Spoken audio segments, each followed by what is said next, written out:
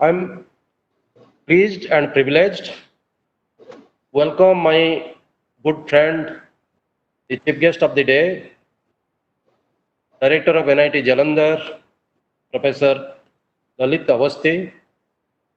He's a computer science person. He knows the potential of computer science, the strength of computer science. And being from Himachal, he has seen both the things, the rural and the urban. So that way, he is the right person who is supposed to initiate this today's proceedings. And that is the reason I requested him, and I'm thankful to you that you obliged us by giving your precious time. We are thankful to two wonderful experts. One is a person who is implementer of the policies, a decision maker and decision implementer, Mr. Vijay Kumar Sahu, who is a senior official in the capacity of President Reliance. He has also spared his valuable time to address the participants. Let me tell you, Mr. Vijay Sahu has many achievements to his figure. He is a potential higher official of a big group of our country, where the chairman of that country is among the top 5 rich people of the world. So today we are obliged to have him because I know personally he has implemented many schemes in rural areas, and he is going to definitely discuss some of them with you, so that you will see that a small thing, even big companies like Reliance is also doing this type of activities. We are again thankful to Professor Unnat Panditji, a person who is part of the policy making of this country.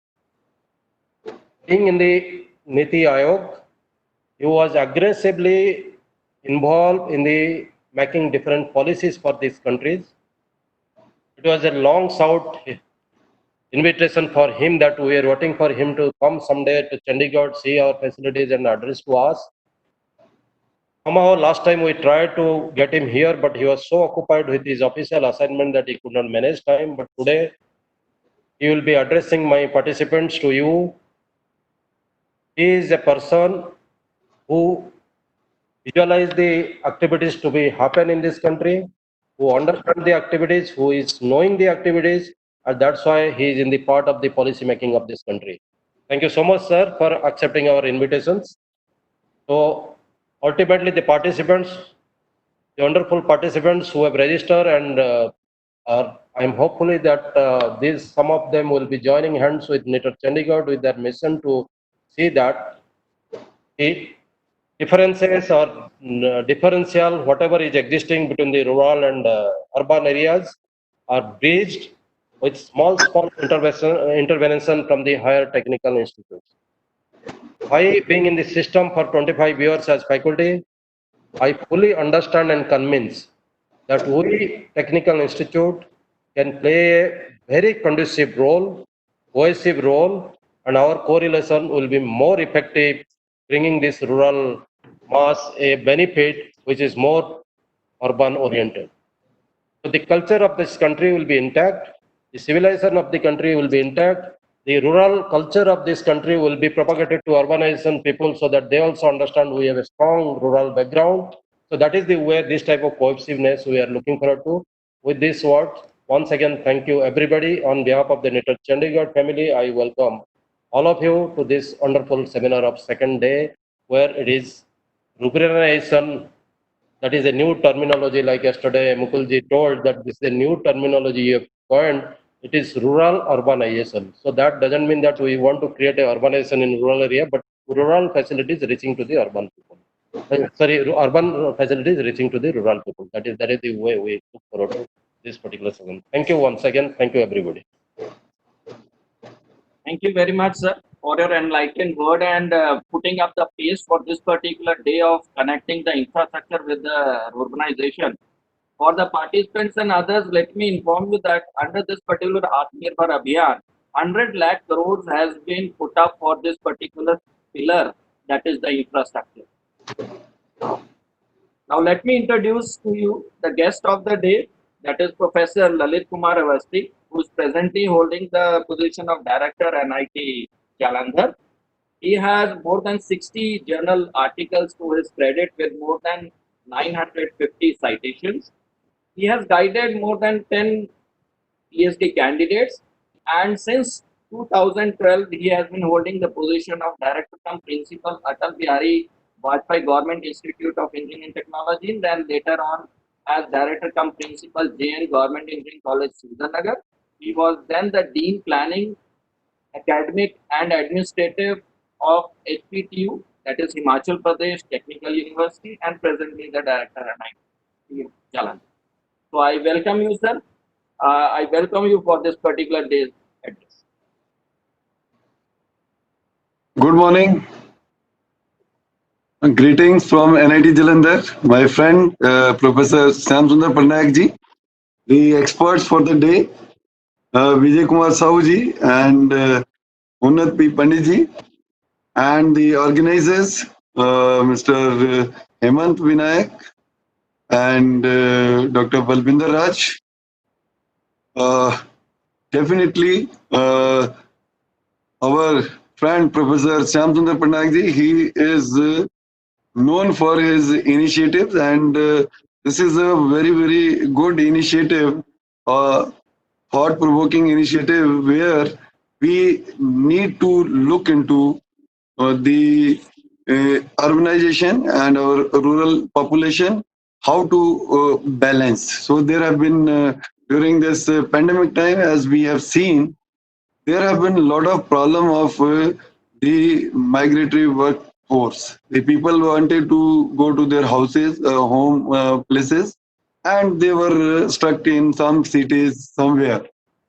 So definitely, I agree with Professor Patnaik ji that technical institutions or institutions in a whole in this country are the change agents. If something has to change in the country, that is from the output has to come from the institutions of higher learning, and more so, we will be more looking for the institution like IITs, NITs, or NEET or Chandigarh for driving this change. Lot many things have been said. The stage has been already set by Professor Patnaik, and as all of us know that we have the metro cities, the big cities, Delhi, Calcutta, Mumbai. Already, lot of people, migrants are there. But we come to the base of it. Why people migrate? The migration is driven mainly by searching for a better job. Already, the rural India, we have a lot of agriculture related jobs, but when it comes to migration, mainly they look for a better perspective in their life. They want to earn some living outside. Now, if we track back, what are the major problems? If you want to go to a village versus a metro or a city in our country, then we'll find that in a rural India, we may not be having all those facilities which are easily accessible in a urban setting. So one thing is definite, we need to create the infrastructure, we need to create these things at urban areas, but simultaneously it need to be clubbed with the available of appropriate job opportunities. And when we talk of job opportunities, then we go one step backward, and then we come to another area, which is we need to look for skilling India. So already our Honorable Prime Minister has taken initiative, Narendra Modi ji, and we are already there for skilling the India. We want that the youth should have skills so that they become employable. If the youth is not employable, what is the problem? The problem is when they go for some kind of job, they will not be getting appropriate wages. They will not be able to uplift their life. So that is one initiative. The second thing is that maybe the hygiene and other facilities which are available in urban areas. Again, we have another very good initiative of Government of India, that is Swachh Bharat Abhiyan, and many villages are doing very good work in that. So we have on one side the Swachh Bharat Abhiyan, the second is the Skill India program, and literacy is already there as a mission of Government of India. The people are being made literate in the available facilities. The only fourth spoke or fifth spoke which I look into this whole is the job opportunities. So if we want to stop the migration and we want to make the villages or the rural population self-sufficient, we need to create job opportunities.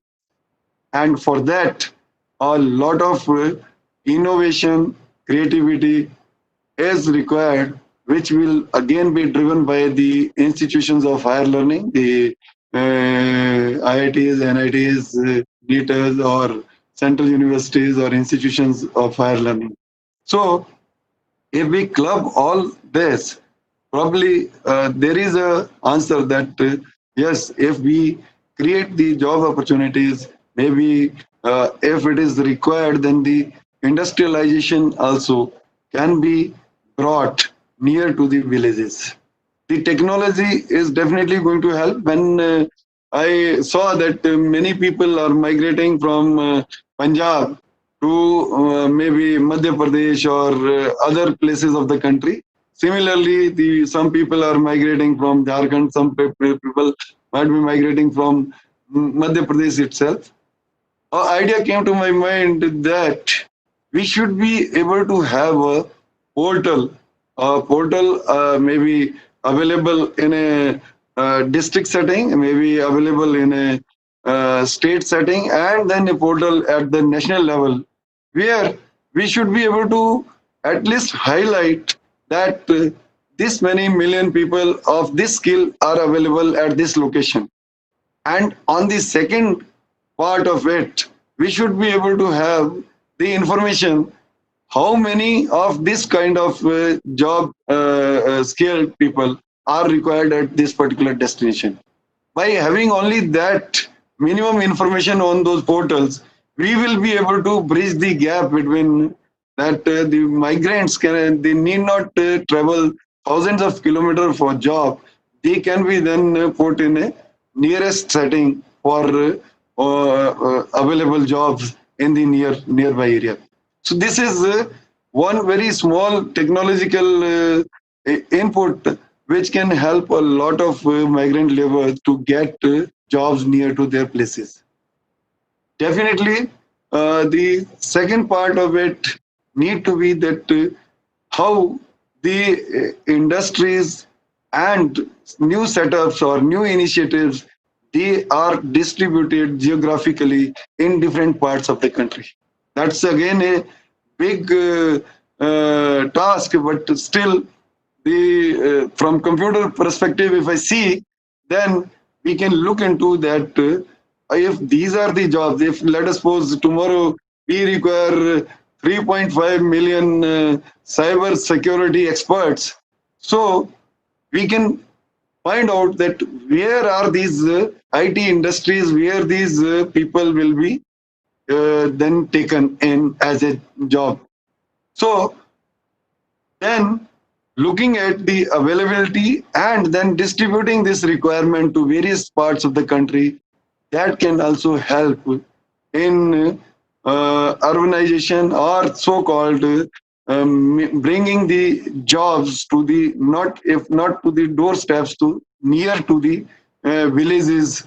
So it's again a big task, but we can always look into not only this one example came to my mind because of computer science background, that cyber security, but there can be similar jobs maybe at very small level. You require some building experts, you require some other kind of experts. So those jobs, those kind of industries, where they are and how they can be geographically distributed, that kind of nation level master plan need to be built so that we can definitely distribute these jobs across the country, and then the industries, the developments, the jobs, they are near to the villages, and the infrastructure, the road infrastructure, the housing infrastructure, the cleanliness infrastructure, everything is lifted not only in the urban side, in the rural side also. The other development which is just changing the way we read, think, or educate or get information is the internet. So there, Professor Patnaik, he has told about the digital divide. Definitely, we need to look for the ways and means so that the kind of connectivity which I get in Jalandhar, the connectivity people get in Delhi, that should be available in a remote village. That kind of IT infrastructure, that kind of information super highway is needed, which must reach to the individuals.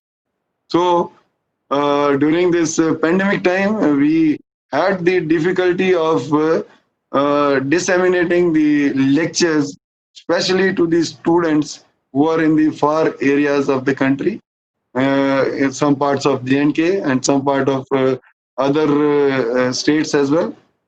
So the digital, the network infrastructure, the kind of connectivity which we enjoy in a city, the same kind of infrastructure, same kind of connectivity need to be extended to the villages. That will make it equally enabled as compared to the urban areas. So by having these job creativity, by having good internet connectivity, by having the skilled workforce, by having opportunities for individuals in villages, probably we can look into how we can urbanize the rural India. Those are some of my points which immediately came to my mind when I had a word with Professor Patnaik. There is a greater role to the universities, to the technical institutions, how we can look into to skill and enable the youth in the villages. So we were discussing the other day that we can have some joint programs with the NITR and NIT Jalandhar, in which we can enable the people for job-oriented diploma courses. So such kind of work or such kind of initiatives are required from almost all the higher education institutions to skill, enable, and make these people who maybe by the other aspect can be making them entrepreneurs. So lot many initiatives of government of India are there in which the business incubation centers have been opened. NIT Jalandhar has one, and similarly we have the Space Technology Business Incubation Center as well. So through this platform, I invite all connected. Anyone can come and they can start their own initiative at NIT Jalandhar. We would be glad to incubate that.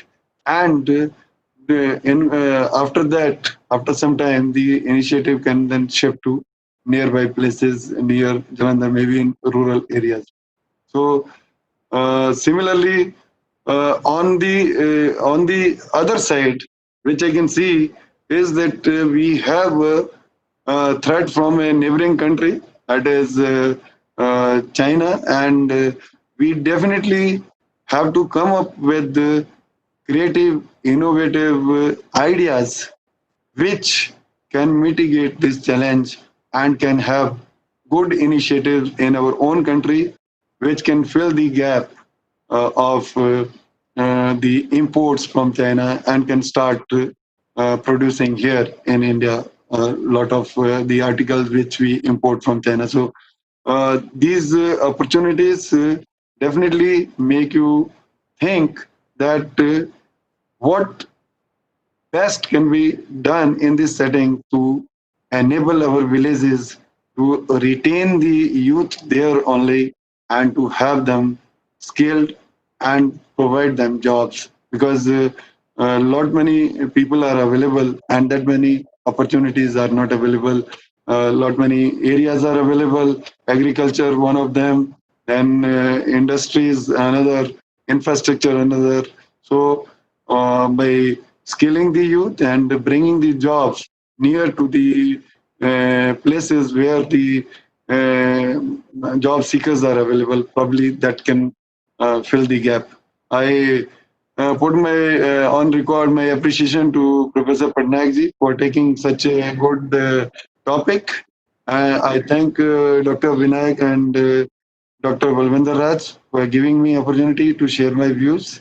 And I definitely pray to God that all connected or the humanity as a whole, we all should come out of this pandemic COVID-19 at a sooner time. Thank you. Jai Hind, Jai Bharat.